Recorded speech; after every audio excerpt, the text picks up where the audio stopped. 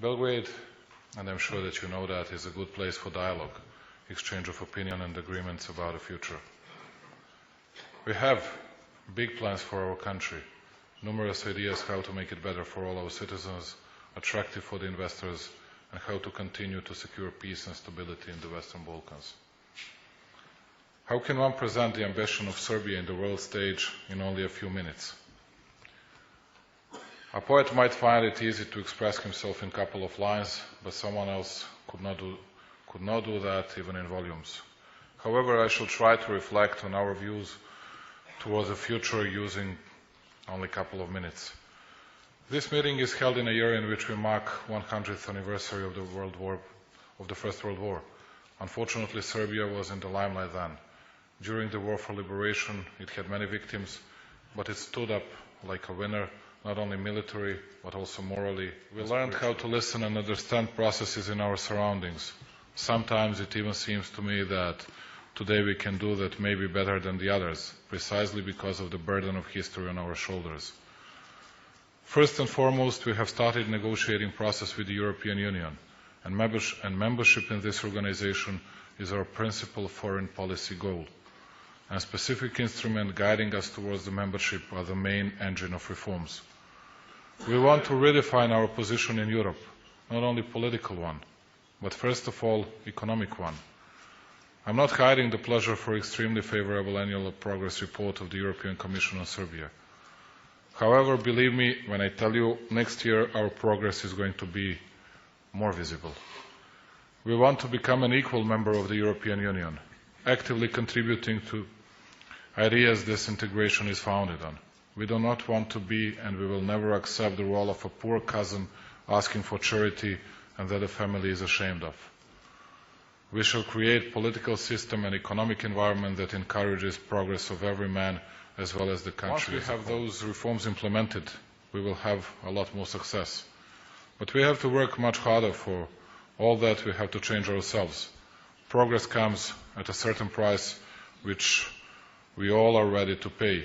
Politics is not, and it should not be, about popularity contest, but about results and their sustainability. In the aim of fiscal consolidation and macroeconomic stability, we needed to resort to very painful saving measures. We had to amend the labor law, which was not easy after decades of irresponsible politics and false promises.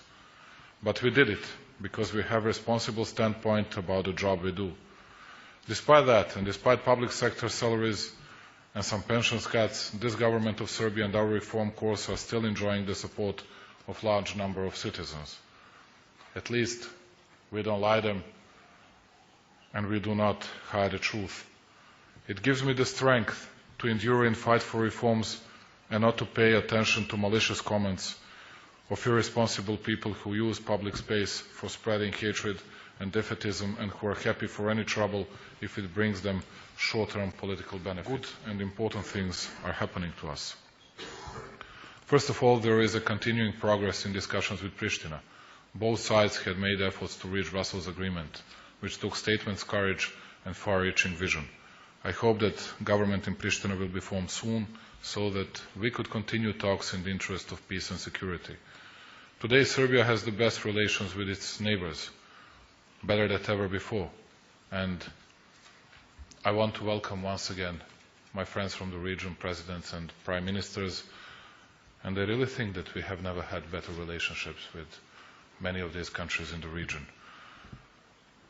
Prime Minister of Albania will come to Belgrade soon, although we had that terrible incident and we have different, or dare to say absolutely different views on that. And it is, you wouldn't believe it, for the first time after 68 years that such a visit will take place. And before the two of us, the last encounter was between Josip Broz Tito and Enver Hoxha in 1946, believe it or not. And now we'll meet each other in 9 days, I think. We shall discuss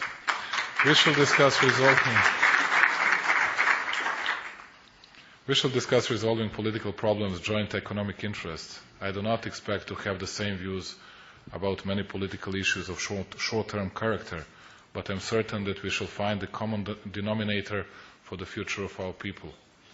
I am positive that it will be a huge step forward towards a better future of our people and Western Balkans as a whole.